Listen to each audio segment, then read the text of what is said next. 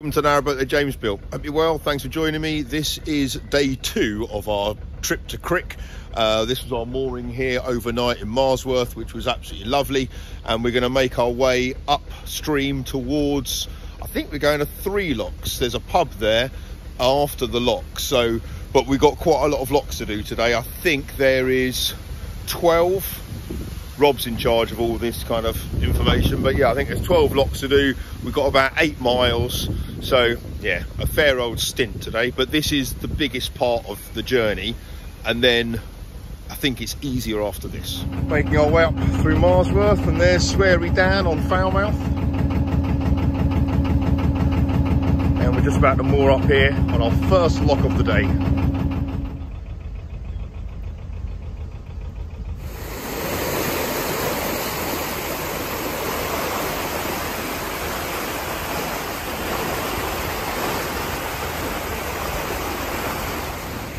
This is Marsworth 2 locks, lock 38,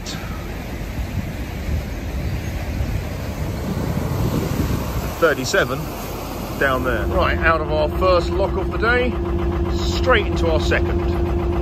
It's nice and elevated around here. Obviously the Tring Summit is the highest point on the Grand Union, and we're not far off the Tring Summit, but it's still pretty high up. It's lovely. Nice vistas all around. Comes Rob on Serafina into lock 37.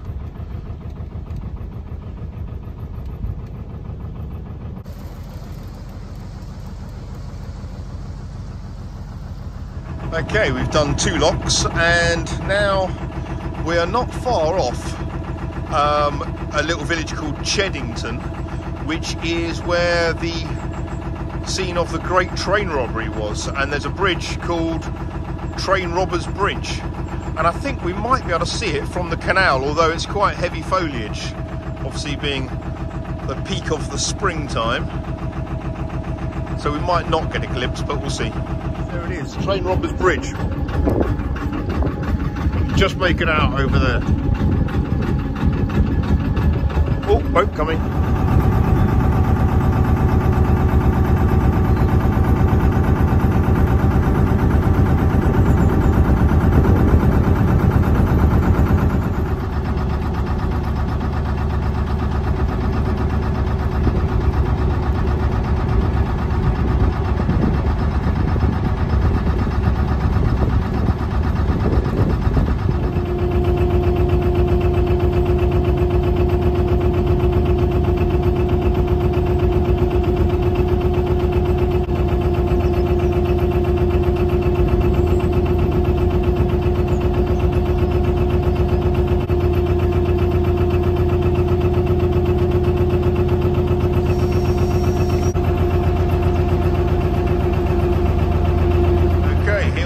Arriving at our only swing bridge of the entire trip.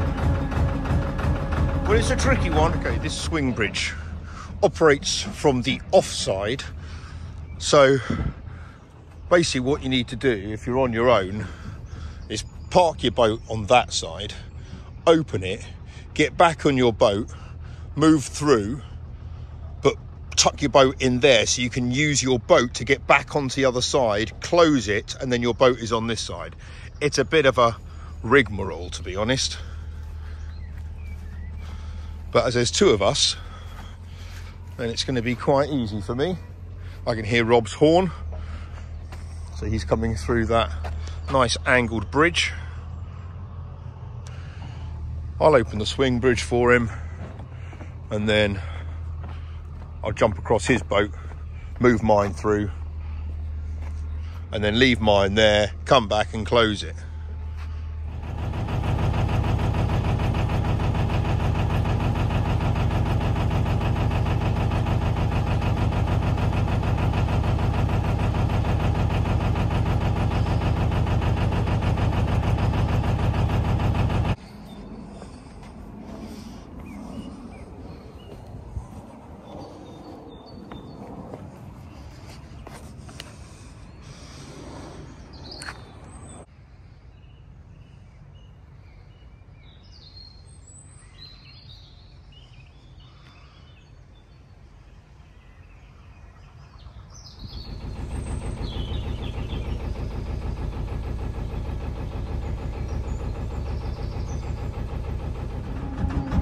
That's the boat that I installed that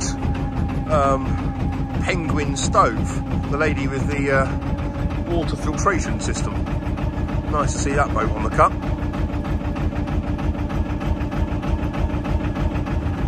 That hill there in the middle of the screen is Ivinghoe Beacon, which makes up part of the Ridgeway, which runs all the way from Avebury in Somerset up to, I think, somewhere in Norfolk or somewhere.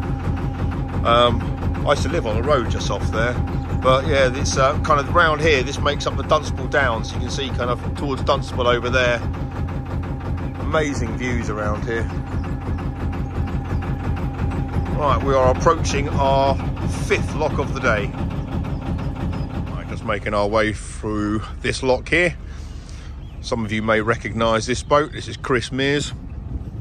I call him the Crusher. If anyone's shaken his hand before, you'll know what I mean. And there's Sweary Dan. You're taking your boat. We'll see you on Saturday at Crick, yeah? See you Saturday. All right, geezer. God.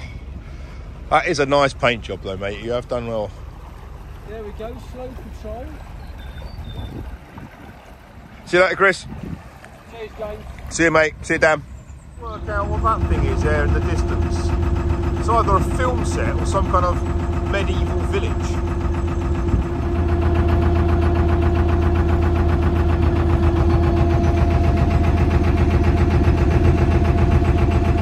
That used to be the site of the Brownlow Arms, which was a canal side pub a long, long time ago. Right, going under bridge 1, 2, 3. Not far off finding somewhere for lunch.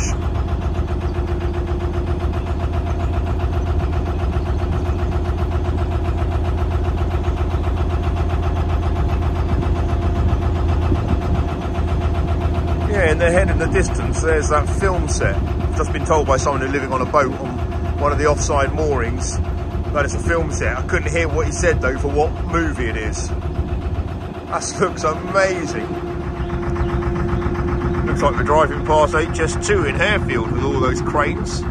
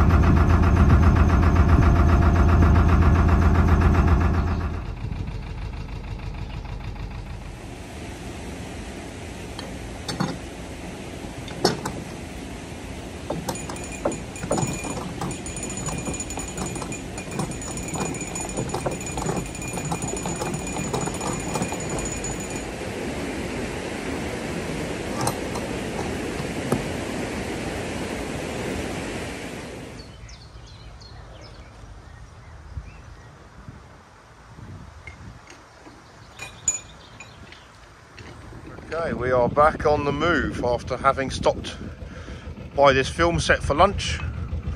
This is the prequel to The Wizard of Oz they're making. I think it's called Wicked. But phenomenal set there. Right, got I think 4 or 5 locks left to go. Let's get cracking. We are approaching the village of Slapton. You've got Hornton over there. And over there you've got Northall. It's very pretty round here. Having such a vista is quite a rarity, certainly on the part of the canal that Rob and I are used to being on. Couldn't have picked a better weather for it either. Day 2 is going very well so far. Lovely. The job I really need to do is cut away a bit of the floor, because you'll see there the throttle cable is kind of rubbing against it. The other job I need to do on the outside is trim down my flue so the chimney sits on properly. So at the moment it doesn't. It's too much sticking out, so I need to trim it down to about there. Right, there's another lock coming up here. I was certainly not expecting a laid lawn tennis court next to the old lock cottage here at Horton Lock, number 31. Rob's hanging back. I'll set up the lock. Lock 31 is being set up. I can get myself a drink, and I am thirsty.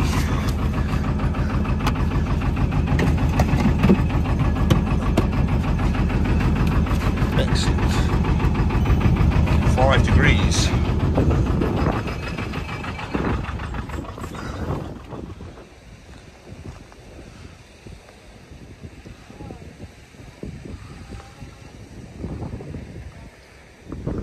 Another impossibly pretty part here of the Grand Union.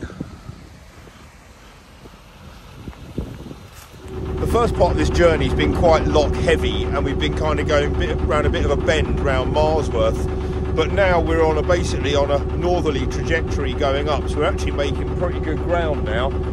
The next kind of few villages we go, we really kind of close in on Milton Keynes, which is great. The next big town we got is Leighton Buzzard, which I'm hoping to get to in time to pop into Tesco and get some bits and pieces, but weather's on our side, got loads of light left. I think it's about 4 or 5 o'clock or something, so should be good to go.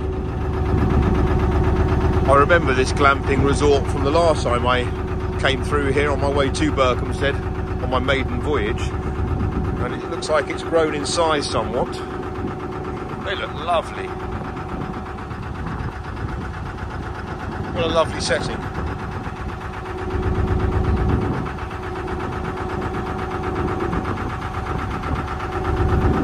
Oh, here we go. Hill Farm. Give glamping a go. Hill Farm and Orchard. Making our way past a sharp bend, so I sounded my comedy horn. I'll save your ears, I won't do it again. And I think there's a lock just around the bend. Something I've noticed now I've had hot water is I'm going through a lot more water. So I have this on the deck that I use to fill up the kettle and other things like that. Washing the boat down and stuff. Makes it easy. Keeps opening mid-cruise and they're all shaking, which annoys me. Here we are at Slapton Lock, number 30.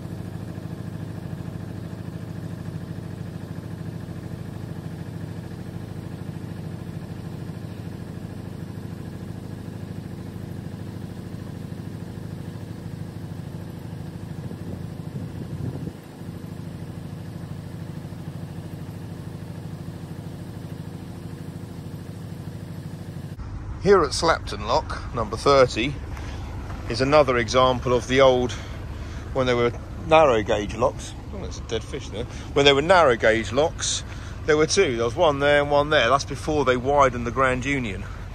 So they've basically covered this one in now. But you can still pretty much see the remnants of it. Right, let's close this gate and crack on. This is one of those stretches that Rob, being on battery power, is kind of feeling it a little bit, because he's doing at about 1.75 miles an hour on full throttle, whereas I'm doing a nice steady 2.5 even at a push. So there's a bit of distance between us. He always catches up at the lock though, so it's never a big deal. But yeah, there's times of the day though he does use the diesel propulsion. It charges the batteries and just get a bit of speed up, certainly around the locks. It's easier that way for him. This is idyllic. a nice long lock-free cruise in the sunshine.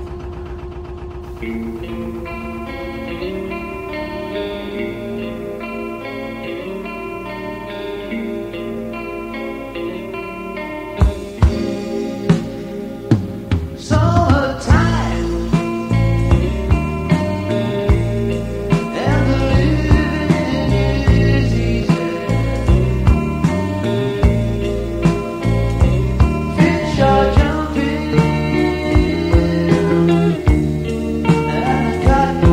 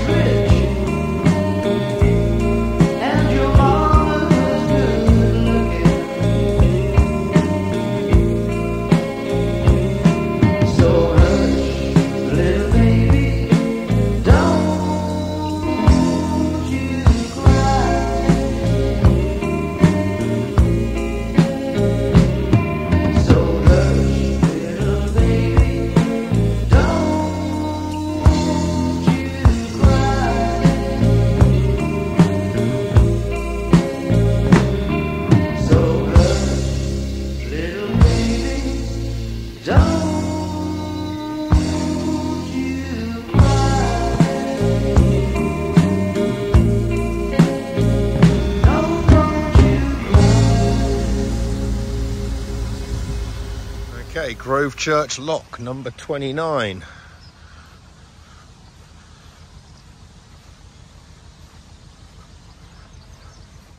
Check this out.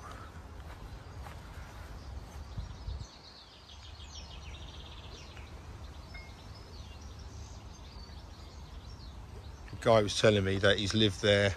It was converted 50 years ago. He lives there now. He didn't convert it. But look at that, what a stunning place. Rebuilt in the 14th century. How old is that?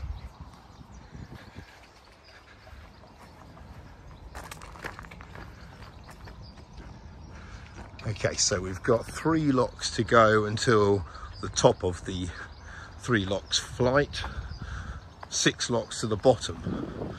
So ideally we'd like to get to the bottom of it, but I think we've already done, I think this is our 9th lock that we've done today. Still got lots of light left, but in terms of willingness to continue, that's fading slightly. Right, just making my way slowly past Grove Lock Marina here on port side. Straight ahead is the lock. Rob's nowhere to be seen because he's running on batteries, so he's running at about 1.5 miles an hour quite slowly. But I think he's been on battery power all these long straights basically between, where is it, Slapton and Grove Lock. Still got the best of the evening sun though, this is delightful. I don't think we're going to go down the 3 locks, I think we're going to stop at the top of them. Okay, this is Grove Lock 28. I've just met Ed, who lives on a narrowboat in the marina there, and he's got some local knowledge, and his local knowledge is 3 locks is a good 2-hour cruise away from here, maybe even a bit longer, and it's busy through Leighton Buzzard, and we need to stop at Tesco's, and lights fading. So the plan is now going to be get to Tesco's, do a quick stop, and he said get yourself to the Globe pub, which is still a couple locks down that way, and he said it's a good place, good moorings, nice food. So that's our plan, the Globe. Okay, I'm guessing we are arriving in Leighton Buzzard town centre here. It's all looking a bit more urban. So I'm therefore thinking Tesco's is going to be the other side of this bridge.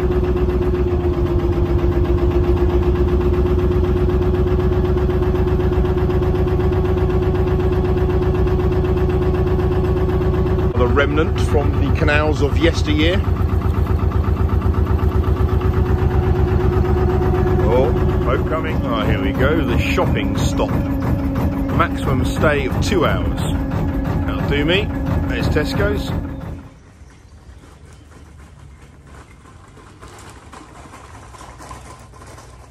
Well, that was convenient. Get all the essentials.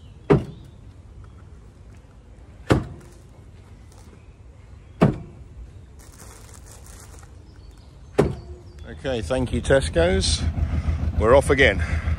1 more lock and then dinner. Just making our way past the base of the Wyvern Shipping Company, which is quite a large hire boat company. Canal holidays, very popular around here. They've got loads of boats and loads of them already out. We've seen quite a few already, so yeah, quite a large fleet this lot have.